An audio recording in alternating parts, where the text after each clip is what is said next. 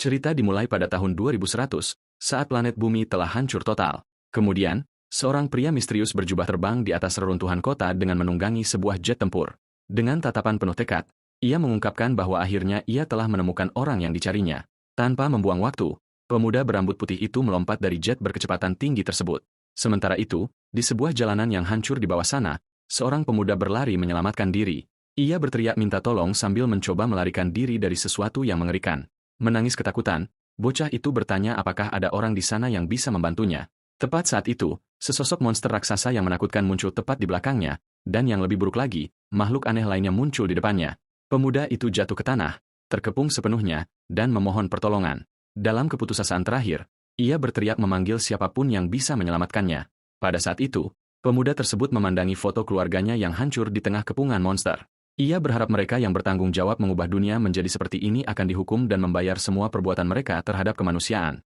Namun, tepat saat ia akan diterkam, sebuah cahaya turun dari langit. Serangan itu menghantam monster-monster tersebut, dan pemuda berambut putih itu muncul untuk menyelamatkannya.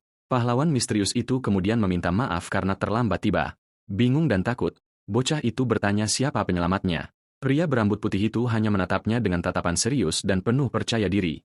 Pemuda itu menangis lega dan bertanya apakah mereka akhirnya bisa mendapatkan dunia mereka kembali. Sang pahlawan mengangguk dan memeluk penyintas muda itu, tetapi karena pemuda itu sudah terluka parah, sang penyelamat menyuruhnya untuk beristirahat sekarang. Dengan sisa kekuatannya, bocah itu berterima kasih kepada sang pahlawan dengan senyuman. Setelah mengucapkan terima kasih terakhir, pemuda itu jatuh ke tanah. Tak bergerak, pria berambut putih itu berdiri dalam diam, menjaga jenazah bocah tersebut. Saat itu, pria lain mengenakan jas lab muncul dan bertanya apakah ia terlambat. Rekannya menjelaskan bahwa bocah itu adalah penyintas terakhir di area tersebut dan meminta JN untuk menghadapi kenyataan. Sang protagonis kemudian menatap temannya dengan tatapan penuh amarah. Ilmuwan itu menyatakan bahwa kemanusiaan telah mencapai ajalnya. Kemudian sebuah penjelasan dimulai dan terungkap bahwa monster-monster itu lahir dari polusi. Makhluk mutan ini dikenal sebagai Corruptors. Mereka memiliki kekuatan regenerasi yang luar biasa dan akan menyerang manusia. Bahkan senjata terkuat kemanusiaan pun tidak bisa mengalahkan mereka. Namun, orang-orang tidak menyerah dan melakukan eksperimen untuk melawan balik. Pria berjas lab itu bertanya apa gunanya jika tidak ada lagi orang yang bisa diselamatkan. Dengan penyintas terakhir yang telah tiada di tanah, ia meratapi bahwa mereka terlambat. Sang protagonis kemudian berkata masih ada sesuatu yang layak diselamatkan. Kagura bertanya apakah ia masih percaya ada penyintas lain, dan JN menjawab tidak. Dengan senyum percaya diri, sang pahlawan mengatakan bahwa ia sedang memikirkan masa depan. Ia kemudian bertanya apakah mesin nanomachines, yang diciptakan temannya dapat menyembuhkan lingkungan.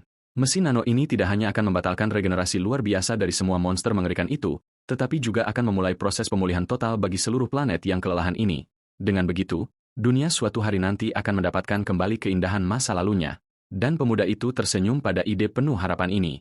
Ia percaya peradaban baru akan tumbuh dan makmur, persis seperti yang dilakukan kemanusiaan di masa lalu yang jauh. Namun, ilmuwan berkacamata itu menganggap rencana gila ini lebih terdengar seperti dongeng yang mustahil. Meski begitu, sang dokter menerima tantangan tersebut dan melihat temannya berjalan pergi menyusuri koridor gelap. Sang protagonis tahu bahwa sekecil apapun peluang keberhasilan, itu sudah cukup baginya untuk melangkah maju. Segera, kita melihat fasilitas teknologi tinggi rahasia yang tersembunyi jauh di bawah tanah untuk eksperimen besar tersebut. Kemudian, prajurit berambut putih itu memasuki kapsul cahaya hijau sementara rekannya menyiapkan segalanya. Pada saat ini, sang peneliti menatap wadah tersebut dan bertanya-tanya apakah ini benar-benar akan menyelamatkan masa depan. Dengan perangkat yang diaktifkan dengan benar, sistem mengumumkan bahwa tidur panjang sang pahlawan telah dimulai. Waktu mulai menghitung dari nol sementara monster-monster masih mendominasi seluruh pantai yang gelap dan tak bernyawa. 5 dan kemudian 20 tahun berlalu, dan makhluk-makhluk raksasa itu terus berkeliaran bebas di daratan yang kering. Setelah 153 tahun, planet ini masih terlihat seperti bola merah yang sangat tercemar di luar angkasa. Ketika penghitung mencapai 974 tahun, para mutan masih berburu di jalanan yang ditinggalkan. Lebih dari 1.300 tahun kemudian, kabut beracun akhirnya mulai menipis di dekat pantai yang tenang. Mencapai 8.400 tahun, bumi kembali ke warna biru cerahnya seperti yang terlihat dari luar angkasa. Dengan lebih dari 30.000 tahun penantian, jenis makhluk mutan baru muncul di tengah hutan belantara. Pada titik ini, waktu mencapai 84.000 tahun dan hutan hijau menutupi reruntuhan kuno manusia. Akhirnya, setelah ribuan tahun menunggu, kehidupan hewan terlahir kembali di dunia yang sepenuhnya bersih dan indah. 100 juta tahun telah berlalu, dan dengan itu, sistem mengonfirmasi kunci akses untuk memulai kebangkitan. Pada saat itu, kita melihat seseorang berlari dengan panik melalui fasilitas teknologi kuno tersebut. Terengah-engah, seorang gadis kecil dengan telinga seperti hewan berlari sambil mencoba melarikan diri dari sesuatu yang berbahaya. Bersamanya, sekelompok anak-anak manusia setengah binatang melarikan diri dari monster bayangan yang berada tepat di belakang mereka.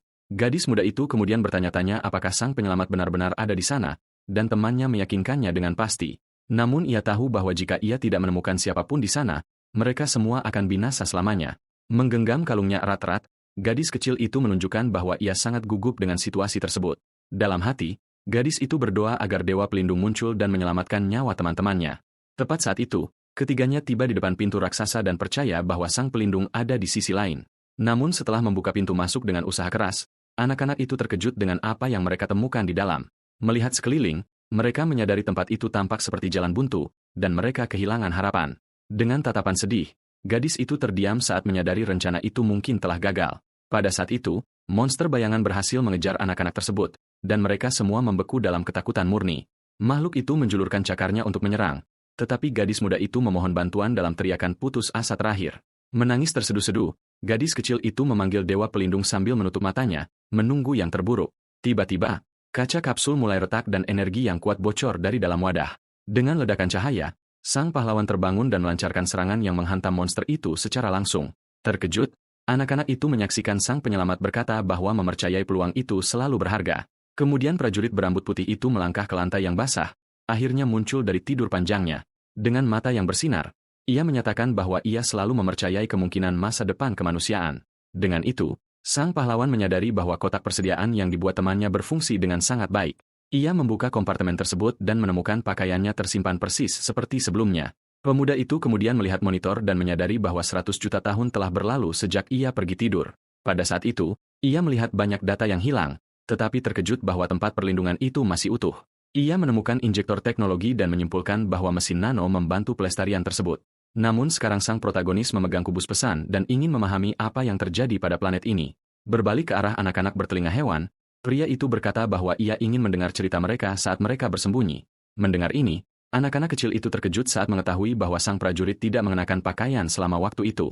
Namun tak lama kemudian, sang penyelamat mulai berpakaian untuk akhirnya meninggalkan pangkalan bawah tanah kuno tersebut. Sambil merapikan sarung tangan dan mantel panjangnya, sang pahlawan merasa penampilan ini sempurna untuknya. Kemudian pintu logam besar terbuka perlahan, menampakkan cahaya terang dari luar. Didampingi oleh anak-anak muda itu, pria berambut putih itu melangkah keluar dari persembunyiannya sambil melindungi matanya dari sinar matahari. Dengan tatapan penuh rasa ingin tahu, sang protagonis mengamati pemandangan baru yang membentang luas di depan matanya. Di hadapannya membentang surga hijau, dan pria itu merenungkan betapa banyak bumi telah berubah dalam 100 juta tahun. Ia menyadari tempat itu sudah tidak mengenali lagi, sementara gadis kecil itu memanggilnya dewa pelindung lagi. Pada saat itu, si gadis kecil memintanya untuk mengikutinya saat dia berlari gembira melewati lapangan terbuka. Memperhatikan anak-anak itu dari dekat, sang pahlawan menjadi termenung tentang asal-usul makhluk hidup baru ini. Ia bertanya-tanya apakah mereka benar-benar manusia, karena umat manusia seharusnya sudah lama punah. Mungkinkah mereka adalah makhluk yang berevolusi hingga menyerupai manusia selama masa penantian yang panjang ini? JN menyimpulkan bahwa nanomachine telah memengaruhi cara bicara mereka dan menyadari bahwa ia belum memperkenalkan diri. Sang pahlawan memperkenalkan dirinya sebagai Shido Jin, dan gadis kecil itu mengatakan namanya adalah Hakama Pil. Selanjutnya, bocah gemuk itu menyebut dirinya Dampo, sementara bocah kucing itu mengatakan dia adalah Shandi. Dengan itu, sang pemuda bertanya apa yang harus ia lakukan dan gadis itu menjelaskan bahwa mereka hampir sampai di tujuan. Ia kemudian memintanya untuk mengalahkan para koruptors, dan sang penyelamat terkejut mendengar nama kuno tersebut. Tiba-tiba, Shandi kecil panik saat melihat sesuatu yang mengerikan terjadi di depan. Di kejauhan, kelompok itu menyadari bahwa desa anak-anak tersebut sedang terbakar di bawah langit yang mendung. Dengan putus asa, anak-anak itu berlari menuju api, meneriakkan orang tua mereka sementara JN mencoba menghentikan mereka. Namun, prajurit berambut putih itu mengamati segalanya dengan sangat cermat dan menyadari bahayanya nyata. Ia memperhatikan tempat itu hanya dilindungi oleh barikade kayu yang sederhana dan kasar. Saat api melahap struktur bangunan tua, sang pahlawan merasakan penderitaan orang-orang tersebut. Pada saat itu, sang pemuda menyimpulkan bahwa peradaban baru ini tampaknya tidak maju sama sekali. Kemudian, Hakama berhenti berlari dan membeku sepenuhnya saat melihat pemandangan yang menyedihkan. Seorang wanita tua bertarung dengan berani melawan monster serangga raksasa untuk melindungi desanya. Dengan susah payah, nenek itu bertanya mengapa anak-anak kembali ke tempat yang berbahaya seperti itu. Mengamati makhluk itu dari kejauhan, JN bertanya-tanya apakah makhluk itu benar-benar salah satu koruptor asli. Ia menyadari bahwa monster itu identik dengan musuh-musuh dari masa lalunya dan langsung bersiaga penuh. Namun, Gadis kecil itu mulai bersinar dengan cahaya hijau dan berkata dia akan menyelamatkan semua orang sekarang juga. Jadi, sang pahlawan memutuskan untuk bertindak demi memastikan kecurigaannya tentang kekuatan monster-monster aneh ini. Dengan gerakan yang cepat dan tepat, pria itu mendaratkan pukulan kuat yang membuat makhluk itu terpental.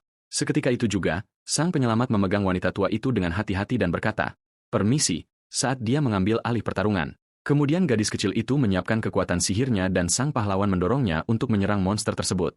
Dengan itu, sang gadis muda memusatkan energi dalam jumlah besar dan meluncurkan bola api raksasa ke arah monster itu.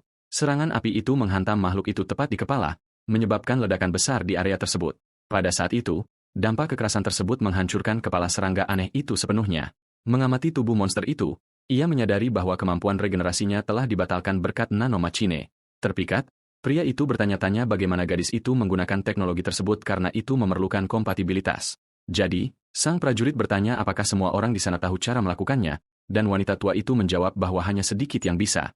Wanita itu menyebut kemampuan ini sebagai kekuatan ilahi, dan sang protagonis akhirnya memahami situasinya. Tak lama kemudian, anak-anak lelaki itu mendekat dan yang lebih tua memarahi neneknya karena telah kembali ke desa. Dengan ekspresi yang sangat sedih, wanita tua itu meratap mengatakan kampung halaman mereka sudah hancur.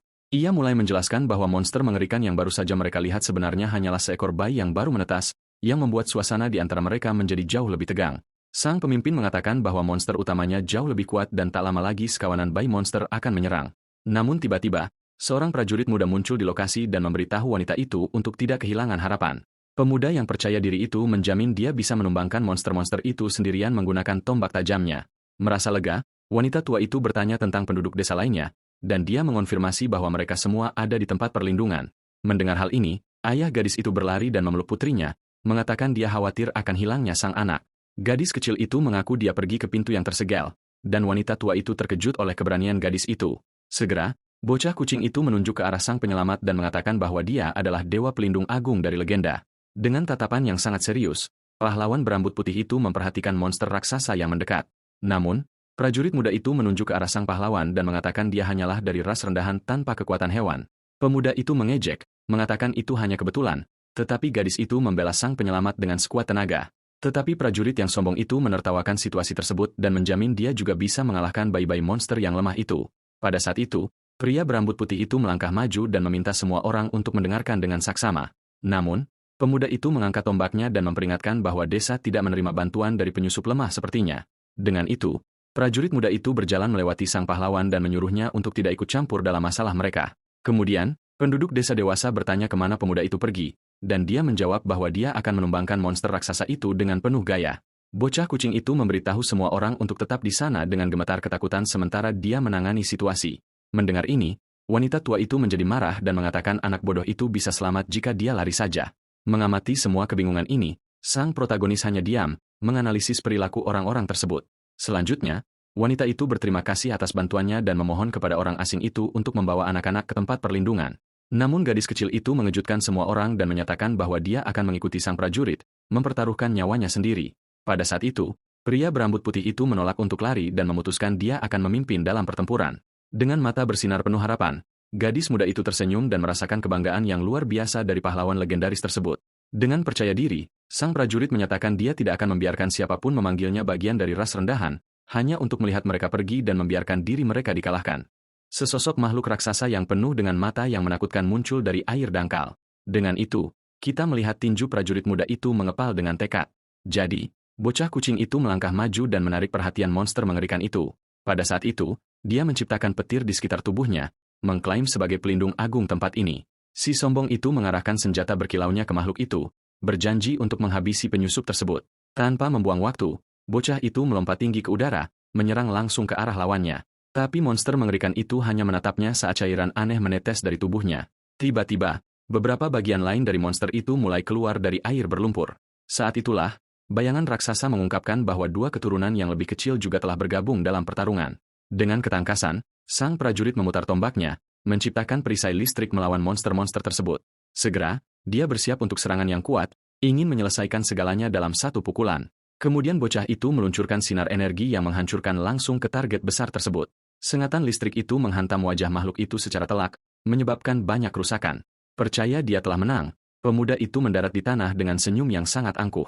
Namun, debu mereda dan monster mengerikan itu muncul kembali, siap untuk bertarung lagi. Seketika itu juga, luka besar di wajah makhluk itu mulai sembuh dengan kecepatan tinggi. Melihat regenerasi tersebut, bocah kucing itu terkejut dan kehilangan semua postur sok jagonya. Tanpa ampun, monster itu mengangkat cakar besar dan menyerang bocah itu, yang jatuh ke tanah tanpa daya. Ketakutan setengah mati, bocah itu hanya memejamkan matanya, menunggu akhir tragisnya. Tetapi penyelamat berambut putih itu muncul, menciptakan perisai teknologi dan menahan serangan tersebut. Bocah kucing itu sangat terkejut melihat bahwa dia diselamatkan dari serangan berbahaya itu. Dengan itu, sang pahlawan melewati bocah itu, meluncurkan tebasan energi yang kuat ke arah makhluk aneh tersebut. Namun sang prajurit menyadari bahwa monster raksasa itu masih berdiri bahkan setelah serangan yang begitu kuat. Kemudian sang protagonis mengangkat tangannya dan bersiap menggunakan kemampuan spesialnya dalam pertempuran. Dengan itu, seberkas cahaya penghancur yang sangat besar menembus dada monster tersebut, memberikan kerusakan yang luar biasa. Menyaksikan serangan itu, si pemuda terpaku sementara penduduk desa berteriak dalam keputusasaan dari kejauhan. Pada saat itu, penyelamat berambut putih itu menyuruh kelompok tersebut untuk pergi dari sana secepat mungkin. Pasangan lansia melihat seluruh kejadian itu, benar-benar lumpuh karena kekuatan luar biasa sang orang asing. Wanita tua itu menunjukkan kebingungan dan bertanya-tanya apa yang baru saja terjadi di depan mereka. Tiba-tiba, makhluk besar itu mengangkat tangannya yang raksasa, bersiap melakukan serangan remukan terhadap keduanya. Tanpa pikir panjang, sang pahlawan menyambar anak sombong itu dan memutuskan lebih baik bagi mereka untuk mundur. Kini, dengan itu, sang protagonis melompat dengan kecepatan tinggi, membawa bocah itu keluar dari zona bahaya hantaman tersebut. Kemudian, makhluk itu menghantam tanah berlumpur, menyebabkan dampak besar tepat di tempat mereka berada sebelumnya. Dengan kelincahan luar biasa, sang prajurit mendarat dengan selamat dan menurunkan pemuda keturunan kucing itu di tanah yang kokoh. Berbaring di tanah, bocah itu menatap sang orang asing dan bertanya siapa sebenarnya pria kuat ini. Namun sang penyelamat hanya memperhatikan monster mengerikan itu memulihkan semua luka seriusnya dalam beberapa detik. Dia menjelaskan bahwa teknologi khusus diperlukan untuk membatalkan penyembuhan monster-monster ini. Sang prajurit menatap bocah itu dan menyimpulkan bahwa inilah yang orang-orang sebut sebagai kekuatan ilahi saat ini. Mendengar hal itu, sang pahlawan memuji serangan listrik bocah itu, tetapi memperingatkannya bahwa tiupan tersebut tidak masuk cukup dalam. Benar-benar takjub, bocah itu bertanya apakah dia adalah dewa, dan sang prajurit menjawab bahwa dia tidak mengingat hal itu. Pahlawan berambut putih itu mendekat dan berkata dia perlu memberitahukan sesuatu yang sangat penting. Dengan tatapan tenang, dia mengingatkan bocah itu bahwa dia sempat berkata monster itu hanyalah masalah penduduk desa. Mendengar ini, si bocah merasa kesal dan mengatakan dia tidak setuju dengan sikap sang orang asing. Namun sang protagonis menghadapi binatang raksasa itu dan menyatakan bahwa sekarang makhluk itu telah menjadi masalahnya.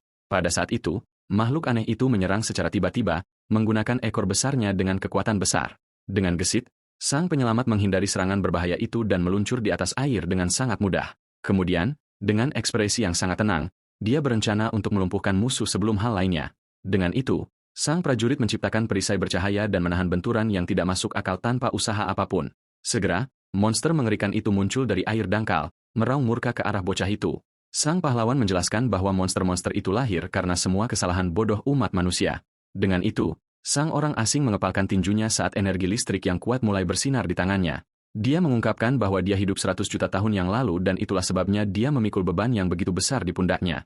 Mempersiapkan serangan yang menghancurkan, sang protagonis menyatakan bahwa dialah satu-satunya yang bisa menyelesaikan ini.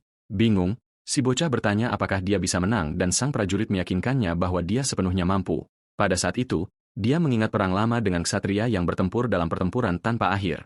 Selanjutnya, kita melihat tentara modern bertempur dalam konflik tragis yang menghancurkan peradaban. Dengan itu, para ilmuwan melakukan eksperimen menyakitkan demi mencoba menyelamatkan sejarah yang penuh konflik. Dan hasil dari semua ini adalah prajurit kuat tersebut menjadi manusia terakhir yang diciptakan di bumi. Kemudian sang penyelamat melepaskan semua kekuatannya, menembakkan seberkas cahaya raksasa ke arah monster itu. Dampaknya mengenai musuh secara telak dan binatang itu benar-benar membeku di hadapan kekuatan tersebut. Seberkas energi putih raksasa terpancar dari tangan sang pahlawan dan menghantam makhluk itu tepat sasaran. Pada saat itu, cahaya yang intens menelan monster itu sepenuhnya dan menguapkan tubuhnya. Menonton semuanya dari jauh, penduduk desa dibiarkan terperangah dengan mulut terbuka melihat dampak dari serangan ini. Sementara itu, gadis kecil itu tersenyum lebar penuh kekaguman pada sang penyelamat. Kekuatannya begitu tidak masuk akal hingga berkas cahaya itu menembus awan dan bisa dilihat dari luar angkasa. Saat asap menipis, hanya genangan hijau yang bersinar yang tersisa dari binatang menakutkan itu. Pemuda keturunan kucing itu mengeluarkan keringat dingin dan menyadari celah kekuatan yang ada antara dirinya dan sang orang asing. Sambil membersihkan tangannya, sang prajurit dengan tenang mengumumkan bahwa dialah yang terakhir.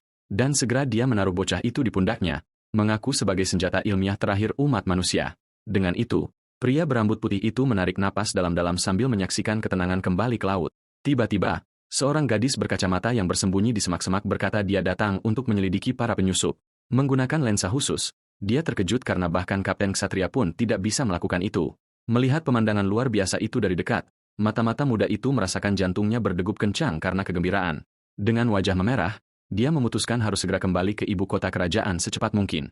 Kemudian, di hutan yang gelap, sang pahlawan mengaktifkan sebuah kubus yang memproyeksikan pesan dari temannya. Hologram ilmuwan itu tersenyum, mengatakan dia selalu ingin berbicara dengan seseorang setelah dia tiada. Peneliti itu bertanya bagaimana keadaan masa depan dan menebak bahwa alam pasti sudah pulih sekarang.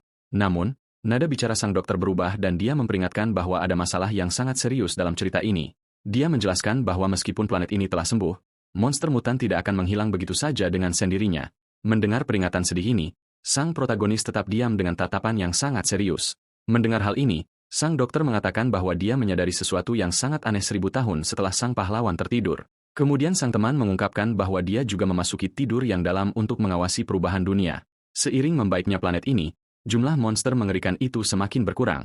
Namun melihat peta global, dia menyadari bahwa masalah baru muncul di sana. Dalam gambar-gambar itu, makhluk baru dengan rambut ungu muncul di samping hewan yang tumbang. Makhluk misterius baru ini tampak jauh lebih cerdas dan mematikan daripada monster lama. Peneliti menjelaskan bahwa monster-monster itu mulai berevolusi seiring dengan perbaikan lingkungan. Dengan itu, dia memperingatkan bahwa mutan-mutan yang lebih kuat ini akan menjadi ancaman besar di masa depan. Satu-satunya jalan keluar adalah memberikan sedikit energi kepada bentuk kehidupan baru agar mereka bisa bertarung. Selain itu, ilmuwan juga menyiapkan hadiah khusus yang penuh kekuatan untuk sang pahlawan. Bingung, sang prajurit menatap kubus bercahaya di tangannya dan mencoba memahami situasi tersebut. Dengan itu, dia mengeluarkan sebuah jarum suntik berisi cairan hijau yang bersinar dari dalam objek tersebut. Tanpa membuang waktu, sang protagonis menyuntikkan zat itu ke lengannya untuk menerima kekuatan baru ini. Tubuhnya mulai bersinar dengan energi murni karena dialah satu-satunya yang kompatibel dengan teknologi tersebut. Sang penyelamat menatap tangannya sendiri saat dia merasakan semua energi baru ini mengalir melalui pembuluh darahnya. Tiba-tiba, bilah teknologi yang terang muncul secara ajaib di telapak tangannya. Dia menyadari bahwa dia bisa menciptakan senjata menggunakan teknologi itu dan merasa kemampuan ini sangat berguna. Hologram itu mengatakan bahwa dia menyembunyikan lebih banyak peningkatan seperti ini di markas-markas rahasia di seluruh dunia. Dia menyebarkan item-item tersebut di seluruh peta untuk mencegah musuh menghancurkan semuanya sekaligus. Namun alasan utamanya adalah untuk membuat sang prajurit melakukan perjalanan jauh dan menjelajahi dunia baru ini. Pada titik ini, ilmuwan tersebut mengomentari masa depan yang jauh dan ancaman berbahaya baru dari monster-monster tersebut. Kemudian dia menunjukkan bahwa meskipun dengan semua bahaya yang mengancam ini, dunia saat ini telah jauh membaik. Peneliti mengingat bahwa di masa lalu situasinya jauh lebih gelap dan lebih putus asa. Namun sekarang orang-orang bisa berlari bebas dan bahagia melalui hutan tanpa rasa takut yang begitu besar. Dengan itu, kota-kota dibangun kembali dan kedamaian kembali berkuasa di desa-desa baru ini. Segera, manusia akhirnya bisa belajar dan hidup dengan tenang di rumah mereka yang aman. Hologram itu memberikan senyum hangat dan meminta teman baiknya untuk menikmati dunia ini. Pada saat itu, gambar mulai berkedip-kedip dan sang dokter menyesal tidak bisa melihat akhir dari perjalanan tersebut. Penampilannya menua, mengungkapkan bahwa dia mendedikasikan seluruh hidupnya untuk proyek luar biasa ini. Sang protagonis menjadi sangat sedih melihat saat-saat terakhir dari rekan terkasihnya. Dengan kata-kata terakhirnya, sang peneliti menyerahkan nasib planet ini ke tangan sang pejuang. Sang pahlawan menyimpan kubus itu, menerima misi tersebut saat anak-anak berlari ke arahnya. Anak-anak dari ras Beast Folk itu tiba dengan terengah-engah, mengatakan bahwa semua orang sedang mencari sang orang asing. Dengan gembira, mereka menarik lengan pemuda itu, mengatakan bahwa pesta tidak bisa dimulai tanpa sang penyelamat. Mendengar hal ini, pria berambut putih itu sedikit terkejut dengan sambutan yang hangat tersebut. Namun tiba-tiba ia menyadari sesuatu yang bersinar di leher si gadis kecil dan memusatkan perhatiannya di sana. Sang pejuang memegang kunci kecil itu dan bertanya dari mana gadis itu mendapatkan liontin tersebut. Ia menjelaskan bahwa itu adalah harta karun yang diwariskan turun-temurun oleh klan kunonya. Gadis muda itu mengatakan bahwa benda tersebut dimaksudkan untuk memanggil dewa pelindung di saat bahaya besar. Sambil tersenyum, sang pahlawan akhirnya mengerti bagaimana ia terbangun dan memutuskan untuk pergi bersama teman-teman barunya. Di desa pada malam hari, semua orang merayakan kemenangan di sekitar api unggun besar yang meriah. Saat itu, beberapa penduduk desa memanggil teman-teman mereka untuk bergabung dalam pesta dan minum bersama.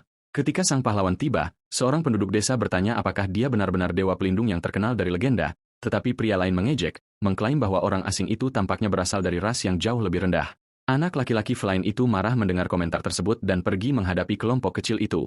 Dengan tendangan yang kuat dan tepat, bocah itu menjatuhkan salah satu pria yang berbicara buruk tentang sang penyelamat. Ia berteriak bahwa mereka melarikan diri dan itulah sebabnya mereka tidak melihat kekuatan luar biasa dari pejuang hebat itu. Anak-anak sekarang menatap protagonis dengan kekaguman yang besar, tidak seperti sebelumnya. Pada saat itu, ayah si gadis dan tetua desa mendekati pemuda berambut putih tersebut. Pemimpin desa berterima kasih kepadanya atas nama semua orang karena telah menyelamatkan nyawa orang-orang yang menderita itu. Pria itu mengatakan tempat tersebut pasti sudah hancur dan itulah sebabnya mereka ingin membalas budi besar ini. Dengan senyum tenang, sang pejuang memberitahu mereka berdua untuk tidak mengkhawatirkan hal-hal seperti itu. Namun, karena mereka begitu bersikeras, sang penyelamat meminta informasi alih-alih barang material. Ia ingin tahu tentang keadaan dunia saat ini, dan ini membuat pemimpin desa sangat bingung. Wanita tua itu kemudian menyarankan sang pahlawan untuk pergi ke ibu kota kerajaan untuk mendapatkan apa yang dicarinya. Ia menjelaskan bahwa kota itu adalah tempat tinggal Raja Chromosia yang memerintah seluruh negeri luas tersebut. Penduduk desa biasanya pergi ke sana untuk menjual kain ulat sutra spesial mereka. Perjalanannya jauh, tetapi wanita tua itu percaya bahwa sang pelindung akan baik-baik saja meskipun ada bahaya. Ia memintanya untuk membawa Hakama sebagai pemandu karena si kecil juga perlu pergi ke ibu kota. Gadis muda itu bisa menggunakan kekuatan ilahi, dan ada akademi di sana untuk melatih jenis sihir tersebut. Pagi yang baru membawa hari yang indah di desa kecil yang tenang dan damai itu. Sang protagonis kemudian membuka pintu dan tersenyum, menikmati udara segar di dunia baru ini. Ia mengamati pemandangan dan merenung bahwa ia tidak pernah membayangkan akan melihat pemandangan seindah itu. Dengan tatapan sedih, ia menyesal karena temannya Kagora tidak ada di sana untuk melihat semua ini. Saat itu, bocah feline mendekat dengan pakaian baru dan memanggil sang pahlawan sebagai dewa pelindung. Bocah itu kemudian memberitahu orang asing tersebut untuk cepat berpakaian karena dia tidak mengenakan apapun. Dengan semuanya yang sudah siap, sang pejuang dan gadis kecil itu memulai perjalanan panjang mereka ke ibu kota. Wanita tua itu memberikan satu nasihat terakhir agar si kecil menjadi pemandu yang baik selama perjalanan. Pejuang muda itu mengeluh bahwa dia ingin ikut, tetapi nenek menyuruhnya belajar terlebih dahulu. Sang penyelamat menoleh ke bocah itu dan memuji gerakan bertarungnya kemarin. Mendengar hal ini, bocah feline, itu menjadi merah padam karena malu dan mengatakan dia akan menunggunya di ibu kota. Dengan penuh semangat, dia berteriak bahwa dia akan belajar giat, dan ayah si gadis berterima kasih kepada sang pahlawan. Pria itu meminta sang pelindung untuk menjaga putrinya karena jalanan bisa berbahaya. Sambil mengucapkan selamat tinggal, dia meminta gadis muda itu untuk menjaga dirinya baik-baik dan selalu memperhatikan kesehatannya. Kemudian pasangan itu akhirnya berpamitan kepada semua orang dan berangkat menyusuri jalan menuju tujuan mereka. Gadis itu berlari ke depan dengan penuh semangat sementara pria berambut putih itu mengikutinya dengan tenang. Mereka mengikuti jalan setapak di samping sungai yang berkilauan yang dikelilingi oleh alam yang subur di daerah itu. Saat senja, keduanya berhenti untuk beristirahat di depan air terjun yang indah di gunung. Gadis kecil itu menunjuk ke cakrawala dan menunjukkan pemandangan indah kepada rekan barunya. Di malam hari dekat api unggun, dia mengatakan ada 4 hari tersisa dan sang pahlawan berpikir jaraknya cukup dekat. Gadis kecil itu bertanya mengapa sang pahlawan ingin tahu tentang dunia dan memanggilnya dewa pelindung. Dengan tatapan misterius, sang pejuang menjawab bahwa itu adalah rahasia besar darinya. Ia ingat temannya Kagura mengatakan bahwa monster yang disebut Corruptors, perusak, tidak punah. Saat itu juga, makhluk aneh muncul dalam pikirannya dan ia memastikan bahwa mereka ada di era ini, tetapi ia merenung bahwa makhluk-makhluk itu seharusnya hanya muncul di tempat yang benar-benar tercemar. Pahlawan itu merasakan energi aneh dan gadis itu menyadari dia sedang membuat wajah yang menakutkan. Dengan itu, ia meminta maaf dan mengatakan dia hanya memikirkan beberapa masalah serius. Pemuda itu menyimpulkan bahwa setidaknya masih ada orang yang bebas dari kekuasaan monster-monster tersebut. Ia memutuskan bahwa langkah pertama adalah menyelidiki bagaimana orang-orang menghadapi para Corruptors. Kemudian sang pejuang memintanya untuk berhenti memanggilnya dewa dan memperkenalkan dirinya sebagai JN. Tiba-tiba, suara kuda dengan kecepatan tinggi memecah kesunyian malam yang gelap. Keduanya menjadi waspada dan gadis kecil itu ketakutan oleh kedatangan seseorang yang tak terduga. Seorang pria berambut pirang mendekat dan meminta maaf karena telah mengganggu istirahat kedua pengelana tersebut. Sambil menunggang kudanya, ksatria itu bertanya apakah dia bisa berbicara dengan pemuda itu sebentar. Prajurit elf itu memiliki tatapan serius dan baju besi mengkilap yang menunjukkan kepentingannya. Duduk dengan tenang, sang protagonis menatap pendatang baru itu dan bertanya siapa dia. Ksatria itu memperkenalkan dirinya sebagai Argus Walton, kapten dari divisi ke-7 para ksatria. Mendengar nama kelompok tersebut, sang pahlawan bertanya-tanya apakah mereka adalah orang-orang yang dia cari. Mendengar hal ini, salah satu rekan kapten menjadi geram dengan sikap orang asing itu. Prajurit wanita itu berteriak, menyuruh pemuda itu berdiri untuk menunjukkan rasa hormat kepada pemimpinnya. Prajurit itu mengeluh tentang kelancangannya, tetapi sang kapten menyuruhnya segera berhenti. Dengan senyum palsu, ksatria itu meminta maaf dan mengajak pemuda itu mengobrol. Protagonis berdiri dan mempertanyakan apa maksud wanita itu dengan kata-katanya. Kemudian prajurit itu bertanya dari mana mereka berasal dan apa tujuan akhir pasangan itu. Mendengar hal ini, gadis kecil itu menjawab bahwa mereka meninggalkan desa Kadama dan pergi ke ibu kota kerajaan. Prajurit yang kesal itu memancarkan senyum jahat karena dia pikir dia telah menangkap mereka dalam sebuah kebohongan. Dengan itu, dia turun dari kudanya dan bersiap untuk menyerang kedua pengelana tersebut. Wanita itu menghunus pedangnya dan berteriak bahwa tidak ada catatan tentang orang-orang seperti dia di desa tersebut. Sang pahlawan terkejut mengetahui bahwa negara ini memiliki catatan kelahiran yang begitu terorganisir. Tetapi sang kapten membantah rekannya dan mengatakan cerita gadis itu benar. Ia menjelaskan bahwa pakaian gadis kecil itu terbuat dari kain mahal dan spesial dari wilayah tersebut. Pemimpin itu mempertegas bahwa cerita itu masuk akal, membuat rekannya merasa malu. Namun, nada bicara sang ksatria berubah dan dia menggenggam gagang pedangnya dengan erat, mengarahkan bilahnya ke arah sang pahlawan. Ia menyatakan bahwa pria berambut putih itu berbeda. Sang kapten mengatakan pakaian pemuda itu aneh dan mempertanyakan asal-usulnya. Ia mengungkapkan bahwa bandit menggunakan anak-anak untuk merampok kargo di jalan yang berbahaya itu. Dengan itu, prajurit tersebut menuduh pasangan itu sebagai penjahat yang berpura-pura tidak berbahaya. Gadis itu berteriak bahwa mereka bukan bandit, tetapi ksatria itu mengatakan dialah yang akan menjadi hakimnya. Penuh amarah dan ketakutan, gadis kecil itu bersiap untuk bertarung melawan kelompok bersenjata tersebut. Kemudian, kekuatan listrik hijau mulai bersinar di tangan prajurit muda itu. Dengan tatapan dingin dan penuh perhitungan, sang kapten mengamati energi yang keluar dari gadis itu. Kemudian dia memperingatkan gadis muda itu untuk tidak melakukan hal konyol dengan kekuatan listriknya. Ksatria lainnya terpana melihat kekuatan ilahi gadis kecil itu dan menyadari potensinya. Sementara itu, sang pahlawan menghadapi para ksatria suci dengan ekspresi tenang. Pemimpin kelompok itu mengangkat kristal yang bersinar dan mengakui bahwa mereka cukup kuat. Saat itu, dia mengarahkan pedang ke arah pemuda tersebut dan menuntut jawaban tentang asal-usulnya. Ksatria itu mengancam akan menghabisi orang asing itu di sana juga jika jawabannya tidak memuaskannya. Dengan ketenangan yang luar biasa, sang protagonis menatap mata pisau di dekat wajahnya. Tanpa menunjukkan rasa takut, dia menarik napas dalam-dalam dan mengatakan bahwa dia juga berasal dari desa Kadama. Prajurit berambut coklat itu benar-benar bingung dengan jawaban yang tidak terduga itu. Sang kapten memahami situasinya dan menyarungkan pedangnya, mengejutkan rekannya. Dia berbalik ke arah gadis kecil itu dan bertanya apakah dia berbohong tentang ceritanya.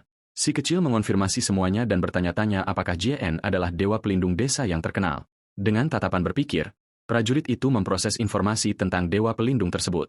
Ksatria itu bertanya apakah urusan mereka sudah selesai, dan sang pahlawan mengonfirmasi bahwa masalahnya telah beres. Dengan itu, dia naik ke atas kudanya dan meminta maaf atas ketidaksopanannya, meninggalkan rekannya dalam keadaan syok.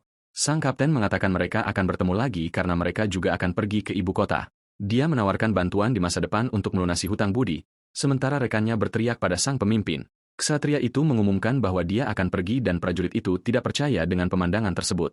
Protagonis berambut putih itu memperhatikan kelompok tersebut pergi dengan senyum tipis. Sambil berkuda pergi, prajurit itu dengan marah bertanya mengapa kaptennya mundur. Mendengar hal ini, sang kapten bersikeras bahwa orang asing itu sangat mencurigakan dan menyebutnya sebagai ras rendah. Sang kapten kemudian merenungkan istilah ras rendah dengan tatapan yang sangat serius. Dengan senyum yang aneh, dia mempertanyakan siapa ras rendah yang sebenarnya, membuat wanita itu bingung. Ksatria lainnya setuju dengan sang pemimpin, dan prajurit berambut coklat itu terkejut. Dengan pandangan tenang, kapten bertanya apakah rekannya benar-benar tidak menyadari situasinya. Kemudian dia mengungkapkan perbedaan kekuatan yang sangat besar yang ada di antara mereka dan pria itu. Pada saat itu, sang kapten mengungkapkan bahwa dia mencoba menyerang pemuda itu setidaknya 3 kali. Adegan menunjukkan ksatria itu mengarahkan pedangnya ke prajurit berambut putih. Tangannya gemetar hebat saat dia mencoba menggunakan kekuatan spesialnya melawan target, tetapi tangan sang protagonis bersinar dan memblokir serangan itu tanpa upaya apapun. Dia menjelaskan bahwa dia benar-benar dilumpuhkan bahkan sebelum dia bisa melakukan apapun. Rekannya bertanya apakah dia menggunakan kekuatan sucinya, dan sang kapten mengonfirmasi upaya tersebut. Terkejut, prajurit itu menyadari bahwa kekuatan pemimpinnya bahkan tidak aktif. Pemimpin menjelaskan bahwa dia menyerang pria itu dengan cara yang sama seperti gadis itu, tetapi para roh mengabaikannya. Ksatria berambut hijau mengungkapkan bahwa hal yang sama terjadi padanya, membuat yang lain bingung. Ini berarti ada jurang kekuatan suci yang sangat besar di antara mereka dan orang asing itu. Dia menyimpulkan bahwa hanya kapten besar ksatria suci yang bisa mencapai prestasi seperti itu. Prajurit berambut coklat itu semakin kesal mendengar perbandingan ini. Dengan marah, dia mengakui bahwa dia sama sekali tidak menyadari situasi tersebut.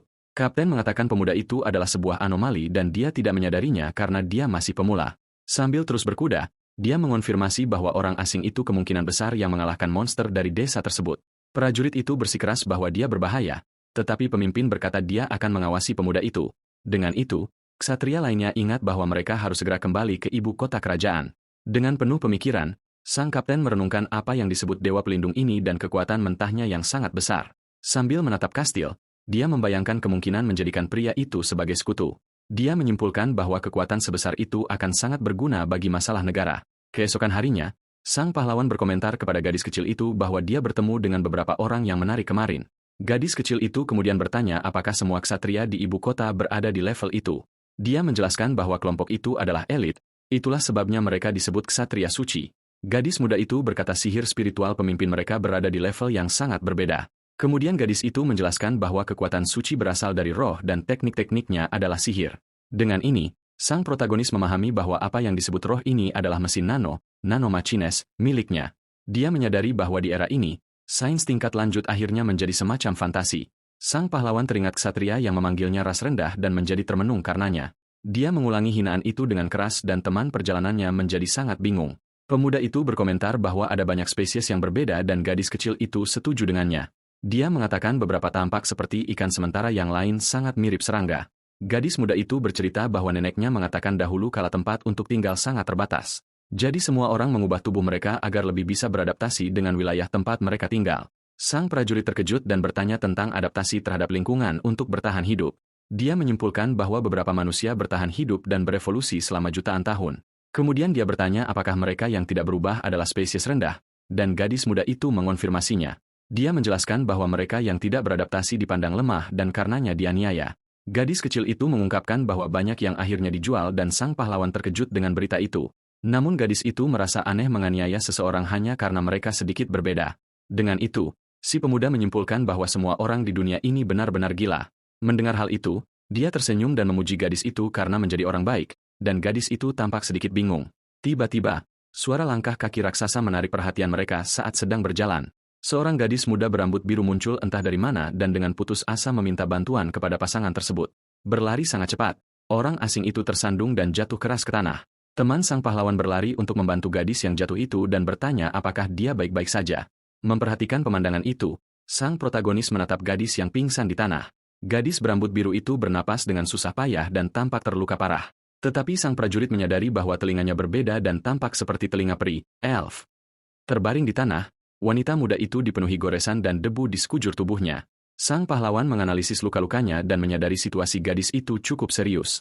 Gadis kecil itu meletakkan kepala wanita itu di pangkuannya dan mencoba membangunkannya dengan penuh kekhawatiran. Pada saat itu, sang penyelamat berkata dia akan menyembuhkan wanita muda itu dan menciptakan cahaya biru terang di tangannya. Tiba-tiba, gadis yang terluka itu membuka matanya dan menatap pemuda itu dengan sangat terkejut.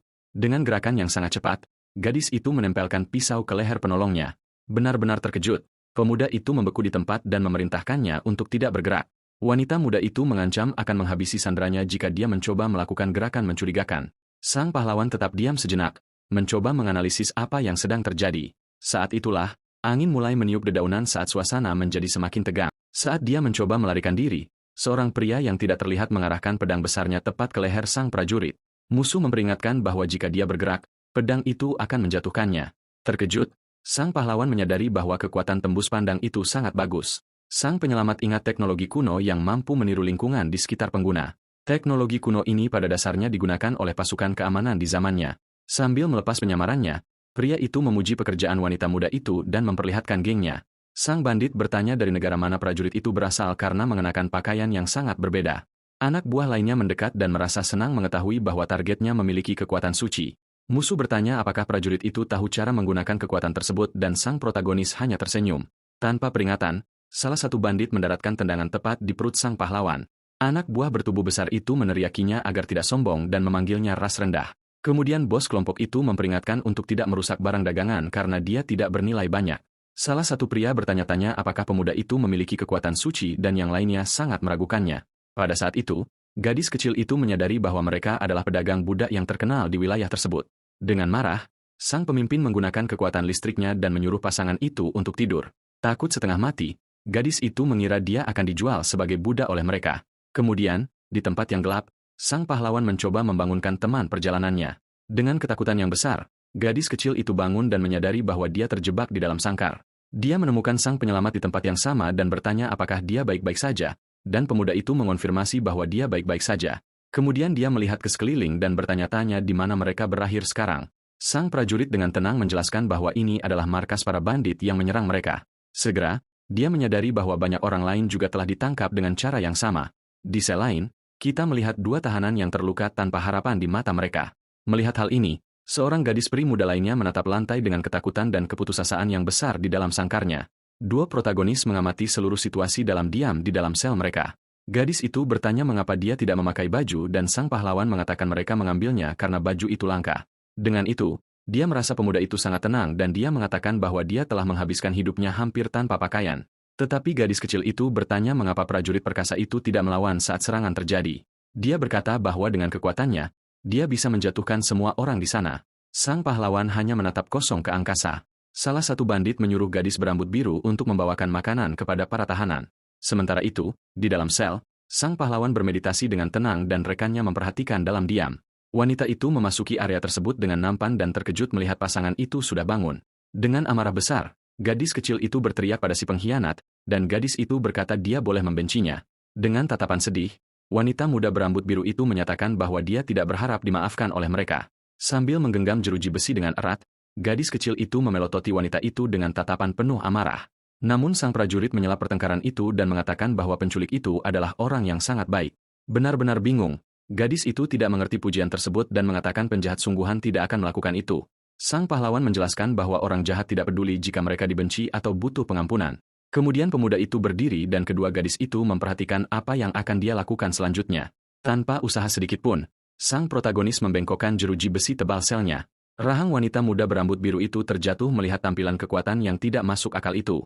Setelah itu, dia berjalan keluar dari kandang seolah-olah itu bukan apa-apa, dan si penculik dalam keadaan terkejut. Sang prajurit menjelaskan bahwa dia menunggunya agar mereka bisa bicara tanpa ada yang mendengarkan. Dia bertanya di mana orang yang penting baginya disandra. Sekarang, gadis itu bertanya-tanya bagaimana dia tahu hal itu, dan pemuda itu mengatakan itu hanya firasat. Dia berkata bahwa awalnya dia tertipu karena luka-luka wanita itu nyata, tetapi sang pahlawan menyadari bahwa bahkan seorang bandit pun tidak akan menyakiti rekannya separah itu. Jadi, dia menyimpulkan bahwa dia hanya membantu kelompok itu karena mereka memiliki sesuatu untuk mengancamnya. Mendengar ini, gadis berambut biru itu merasakan sakit yang tajam dan membungkuk dalam penderitaan. Sang prajurit bertanya apakah itu saudara laki-lakinya, dan wanita muda itu membenarkan bahwa para bandit membawanya. Dia ingat hari ketika para penjahat mengambil saudaranya dan mengancam akan menjualnya. Dengan air mata di matanya, gadis berambut biru itu berteriak bahwa mereka akan terpisah selamanya. Sambil menangis, dia mengungkapkan bahwa dia telah kehilangan orang tuanya dan itulah sebabnya dia perlu melindungi adik laki-lakinya. Rekan kecil sang pahlawan menyaksikan pemandangan itu dalam diam, tidak tahu harus berkata apa. Dengan tatapan penuh amarah, sang protagonis menyebut bandit-bandit itu sebagai yang terburuk dari yang terburuk. Rekannya bertanya apakah dia membiarkan dirinya ditangkap untuk menyelamatkan wanita itu dan pemuda itu membenarkannya. Dia menjelaskan bahwa penjahat itu keras kepala seperti noda minyak dan gadis itu bingung.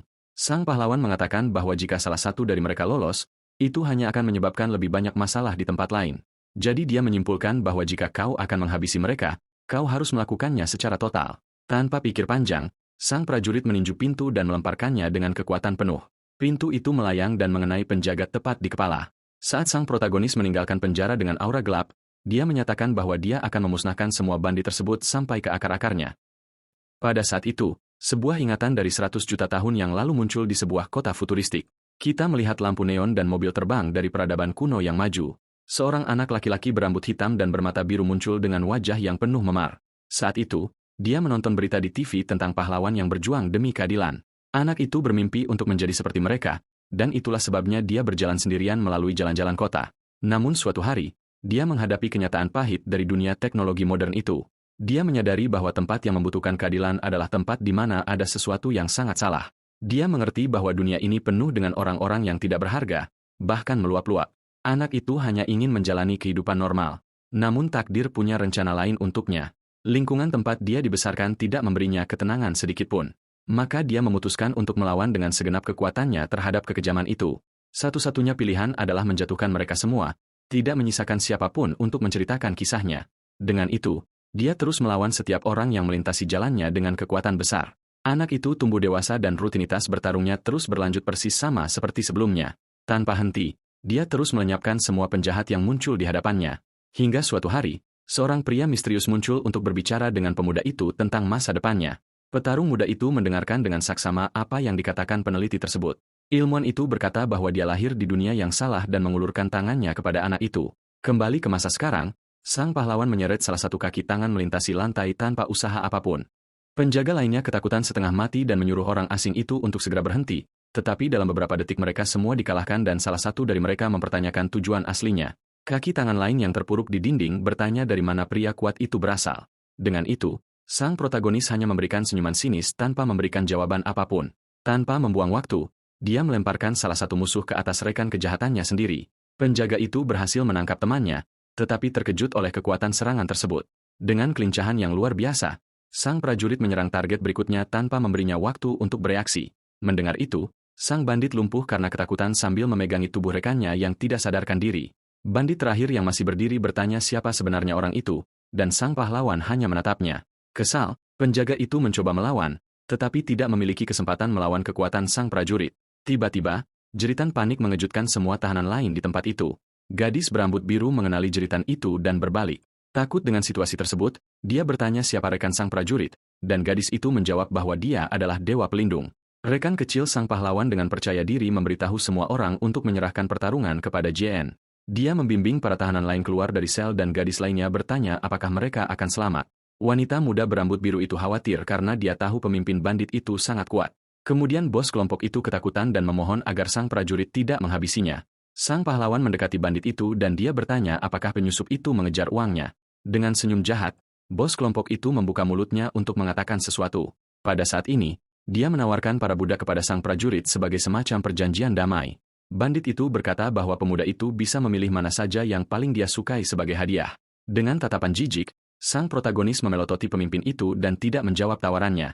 Tiba-tiba, sang pahlawan bertanya apakah dia sudah selesai bicara dan bandit itu sama sekali tidak mengerti. Pemimpin para penjahat itu benar-benar terkejut dengan apa yang terjadi. Dia panik karena sihir spiritualnya berhenti bekerja begitu saja entah dari mana. Bandit itu bertanya-tanya kekuatan macam apa yang mampu membatalkan kemampuannya. Sang prajurit menjelaskan bahwa bos kelompok itu adalah penjahat yang cukup biasa-biasa saja dan mudah dihadapi. Dia mengatakan bahwa penjahat sungguhan akan melarikan diri saat melihat kekuatannya. Dia menjelaskan bahwa tipe penjahat seperti ini selalu meremehkan lawan mereka dan berpikir mereka bisa menang. Dan ketika mereka akan kalah, mereka memohon nyawa mereka dengan ketakutan yang besar. Bos kelompok itu menjadi putus asa dan memutuskan bahwa dia harus melarikan diri dari sana secepat mungkin. Dia berlari ke sebuah tuas di dinding dan berteriak bahwa pertarungan belum berakhir. Dengan senyum jahat, bandit itu mengaktifkan mekanisme dan membuka pintu rahasia. Dari dalam ruangan gelap, monster ungu raksasa muncul dengan tatapan mengancam. Sang protagonis menghadapi makhluk itu dan bosnya berkata bahwa ini adalah penyerbu spesial. Dengan tendangan yang kuat, monster itu menghancurkan gerbang dan membebaskan diri dari kandangnya dengan kemarahan. Bos kelompok itu berkata bahwa jika sanjungan tidak berhasil, dia tidak punya pilihan lain. Dengan sangat percaya diri, dia berteriak bahwa monster itu akan menghabisi sang prajurit dalam hitungan detik. Makhluk itu menyerang pemuda itu dengan pukulan yang kuat, dan bandit itu tersenyum penuh kemenangan, tetapi sang pahlawan hanya menghadapi serangan itu dan bersiap untuk menyerang balik dengan kekuatan yang sama. Dia menangkap kepalan tangan monster itu dengan satu tangan dan menghentikan pukulan tersebut tanpa usaha apapun. Pemimpin penjahat itu ternganga melihat pemandangan yang tidak bisa dipercaya tersebut. Sang prajurit menjelaskan bahwa dia dilahirkan dengan konstitusi manusia super, itulah sebabnya dia begitu kuat.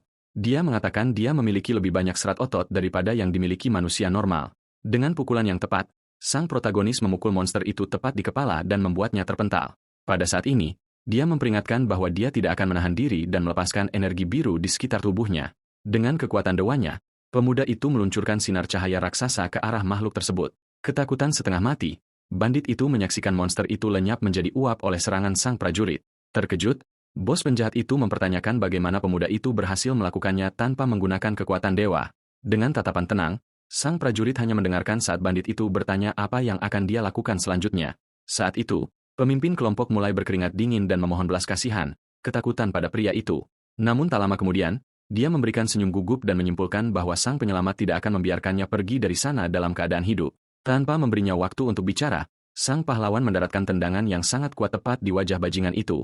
Dengan musuh yang sudah pingsan, sang protagonis akhirnya mengenakan mantel panjangnya dan bersiap untuk pergi.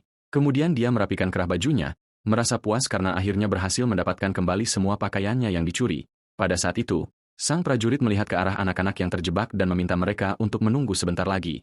Dia berjanji akan mengeluarkan semua orang dari tempat mengerikan itu segera setelah dia mengurus beberapa detail kecil. Dengan itu, orang asing itu pergi ke sebuah meja dan mengatakan dia perlu menemukan bukti kejahatan geng tersebut. Saat membuka salah satu laci kayu, pemuda itu menemukan dokumen aneh dan menjadi sangat penasaran. Memegang kertas misterius itu, Dia menyadari bahwa teks tersebut memiliki bau konspirasi yang sangat kuat. Namun, bahasa yang tertulis pada dokumen itu sama sekali tidak dikenal dan memiliki huruf-huruf yang benar-benar aneh. Benar-benar bingung, sang pahlawan menatap lembaran-lembaran itu tanpa bisa memahami satu hal pun di dalamnya. Namun dengan berpura-pura keren, sang prajurit memberikan seringai seolah-olah dia memahami seluruh situasinya. Segera, dia memikirkannya dan memutuskan bahwa dia akan meminta rekan kecilnya untuk mengajarinya membaca nanti. Setelah itu, sang penyelamat mengamati batu-batu gelap di lantai dan bertanya-tanya tentang alasan sebenarnya penangkapan monster itu. Ingin mencari tahu kebenaran, dia mendekatkan tangannya yang bercahaya ke sisa-sisa kekejian raksasa itu. Kemudian pemuda itu menggunakan teknologinya untuk mengakses kamera dari mesin-mesin nano yang tersebar di sekitar tempat itu dengan layar yang melayang. Dia mencari rekaman apapun yang dibuat selama seminggu terakhir di pangkalan itu. Pahlawan itu terkejut saat mengetahui bahwa monster aneh tersebut sengaja dibawa ke sana oleh mereka. Rekaman menunjukkan sang bandit berargumen bahwa menangkap monster berbahaya itu akan sia-sia. Namun, seorang pria misterius menyatakan bahwa hal-hal menarik akan segera terjadi di negara tersebut. Menganalisis gambar-gambar yang ada, sang protagonis menyadari bahwa seluruh situasi ini adalah sebuah jebakan. Serangan ke desa itu bukan sekadar kebetulan nasib yang terisolasi. Dia mengerti bahwa mereka menangkap monster tersebut untuk menjalankan rencana yang jauh lebih gelap. Melihat hal itu, para sandera berkumpul di luar pangkalan dan bertanya-tanya apakah mereka akhirnya aman. Gadis muda berambut biru mendengar langkah kaki dan menyadari bahwa orang-orang yang dilacak semuanya ketakutan. Dengan penuh semangat, bocah laki-laki berambut biru kecil itu berlari ke arah kakaknya untuk memeluknya. Bocah itu memanggilnya dan sang gadis berlari menemuinya. Penuh sukacita, kakak beradik itu berpelukan erat, bahagia bisa bersama lagi dan selamat. Dengan air mata di matanya, sang gadis menangis lega karena akhirnya bisa melindungi adiknya. Gadis muda itu berterima kasih banyak atas bantuannya dan mengatakan bahwa sang prajurit adalah penyelamat hidupnya. Sambil tersenyum, sang pahlawan menjawab bahwa dia bukan dewa, namun dia tidak perlu khawatir. Tapi tiba-tiba, dia menunjuk ke arah orang-orang yang menahan para bandit yang telah dikalahkan. Gadis berambut pendek menjelaskan bahwa mereka bukan berasal dari wilayah itu, melainkan karyawan guild. Dia dengan bangga mengatakan bahwa dialah yang memanggil guild tersebut, dan sang bocah terkesan dengan tindakannya. Gadis muda itu juga mengungkapkan bahwa pria besar di dekat mereka adalah bos dari segalanya di sana. Pada saat itu, pria tua dengan tanduk besar mendekat dan bertanya apakah sang prajurit yang bertanggung jawab atas semua ini. Pria itu membungkuk sopan, berterima kasih atas kerjasamanya, dan memperkenalkan dirinya sebagai Padrach, yang merasa terkesan dengan pemuda itu. Dia menyimpulkan bahwa orang asing ini bukanlah pria biasa. Pemimpin guild mengatakan mereka menerima banyak permintaan untuk menumpas kelompok penjahat tersebut. Sang pahlawan terkejut mengetahui bahwa raja di wilayah tersebut tidak pernah melakukan apapun untuk menyelesaikan situasi. Terkejut oleh kebingungan itu, Padrach tertawa dan menjelaskan bahwa pemimpin di sana tidak memiliki otoritas. Dia mengatakan bahwa orang-orang yang bertugas menangani kejahatan adalah anggota guildnya karena organisasi mereka telah bersumpah setia abadi langsung kepada Raja Agung dari seluruh negeri. Dia mengungkapkan bahwa jika raja lokal melakukan kesalahan, mereka sendiri yang akan menangkapnya. Padrach berkomentar bahwa pada akhirnya, guildnya berfungsi sebagai semacam kepolisian, tetapi segera sang pahlawan teringat percakapan misterius yang melibatkan monster yang ditangkap dan sang raja. Prajurit berambut putih itu menyimpulkan bahwa raja ini sama sekali tidak bisa dipercaya. Mendengar hal itu, dia meminta maaf dan menyuruh pemimpin guild untuk melupakan apa yang telah dia katakan. Sang pahlawan memutuskan untuk menyimpan kebenaran itu untuk dirinya sendiri, tanpa mengungkapkan apa yang dia temukan. Dia melihat orang-orang yang dibebaskan di jalan dan bertanya kepada Padrach apa yang akan terjadi pada mereka sekarang. Pria tua itu menjelaskan bahwa orang-orang yang bisa mereka identifikasi akan kembali ke rumah masing-masing. Namun bagi mereka yang tidak punya tempat untuk kembali, guild tidak bisa melakukan apapun untuk membantu.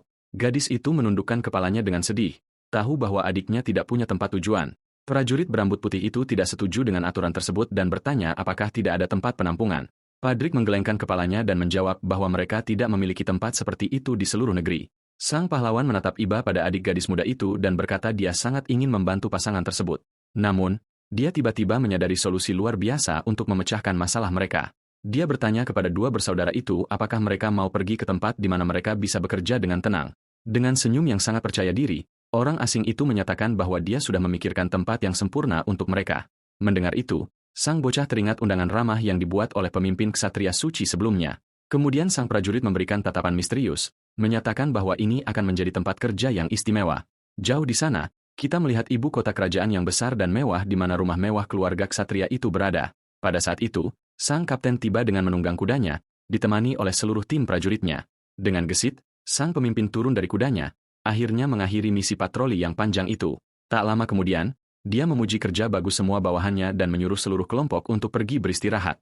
Tiba-tiba, pria berambut pirang itu merasakan hawa dingin yang aneh, dan rekannya yang berambut hijau menyadari kebingungannya. Dengan cemas, sang prajurit bertanya apakah ada yang salah, tetapi dia menganggapnya biasa saja, mengatakan itu hanya hawa dingin.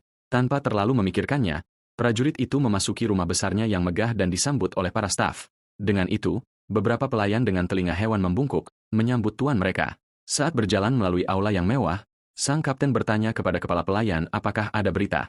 Namun pria berjas itu mulai berkeringat, menunjukkan bahwa dia sangat gugup dengan seluruh situasi tersebut, menyadari suasana yang tegang. Pria pirang itu berhenti berjalan dan bertanya apa sebenarnya yang terjadi selama ketidakhadirannya. Kemudian karyawan itu meminta maaf karena mengganggu pemimpin yang kelelahan, dan sang satria dengan cepat menenangkannya.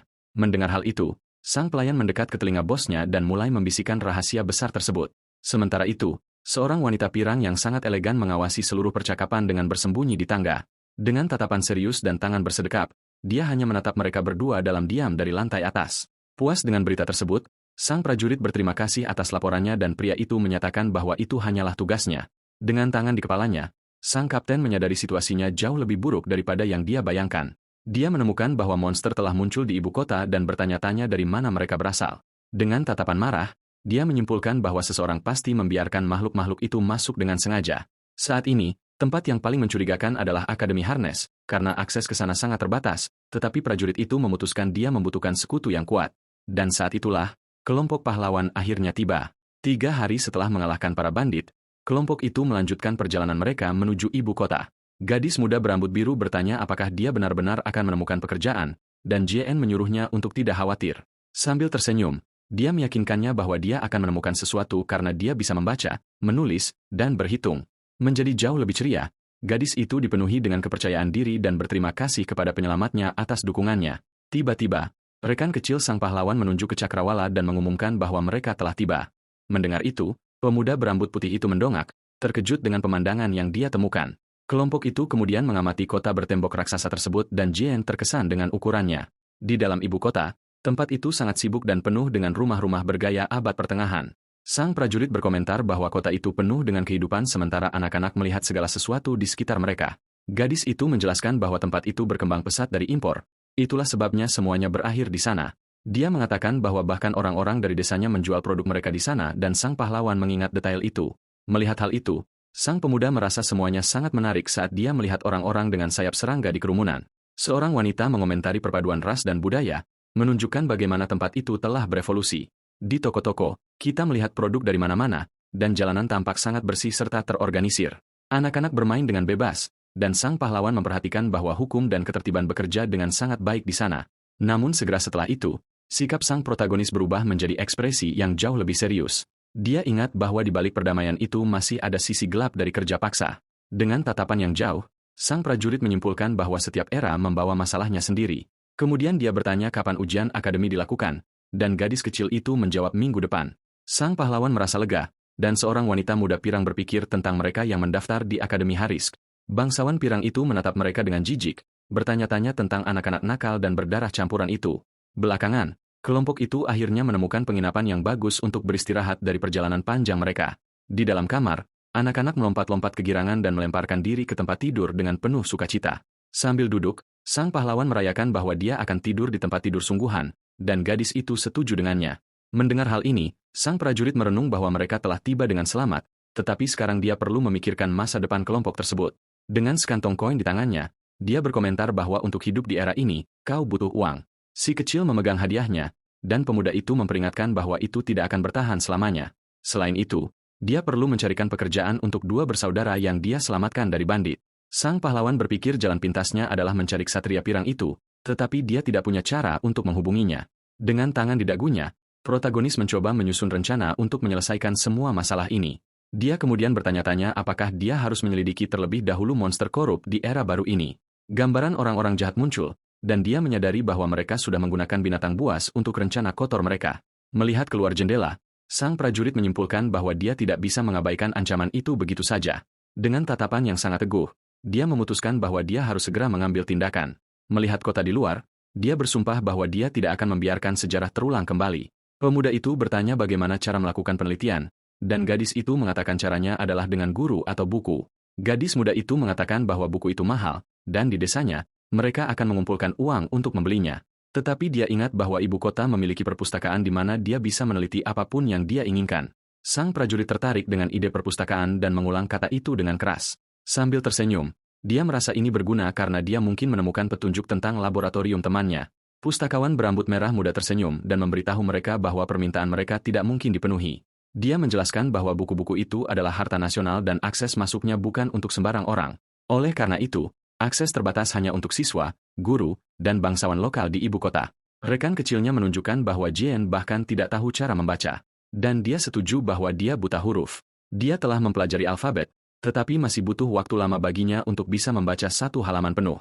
Dengan tangan di wajahnya, sang prajurit bertanya-tanya apa yang harus dilakukan dan dua orang muncul. Duo berkerudung itu mengamati kelompok tersebut dan salah satu dari mereka mengonfirmasi bahwa merekalah targetnya. Merasakan kehadiran mereka, sang pahlawan berbalik dan bertanya apa yang diinginkan orang-orang itu. Saat itu, salah satu pria dengan telinga serigala menerjang pemuda itu dengan pukulan yang terarah, tetapi sang prajurit menangkis pukulan itu dengan satu tangan tanpa menunjukkan kesulitan. Dengan tatapan dingin, dia berkomentar tentang sambutan hangat dan keamanan kota tersebut. Penyerang berkerudung itu tersenyum dan menjawab bahwa orang luar itu sangat keliru tentang tempat ini. Dengan itu, tangan musuh mulai bersinar dengan energi kuning yang kuat dan bertenaga. Keduanya kemudian menguji kekuatan mereka saat sihir mereka berbenturan dengan intensitas tinggi. Ledakan cahaya kecil terjadi di tengah jalan, mengejutkan semua penduduk. Pemuda bertelinga serigala itu mundur dan sang pahlawan memuji instingnya yang tajam. Gadis berambut biru itu terkejut melihat mereka menggunakan kekuatan suci di siang bolong. Protagonis bertanya apa yang mereka inginkan dan sang penyerang mengatakan bahwa seseorang tidak menyukainya. Kemudian sang pendatang baru mengerti bahwa ini semua adalah serangan sewaan oleh musuh. Sambil menyeringai, sang pahlawan merasa situasi ini sempurna untuk rencana masa depannya. Preman itu menyuruh sang pahlawan untuk pergi dari kota, dan Jean menjawab bahwa dia hanya khawatir tentang bahaya yang nyata. Kesal dengan jawaban tersebut, pemuda bertelinga serigala itu menyerang lagi dengan segala kemampuannya. Namun tanpa kesulitan, sang protagonis menangkap tinju lawannya di udara. Dengan gerakan cepat, sang prajurit memutar lengan musuh dan membantingnya keras ke tanah.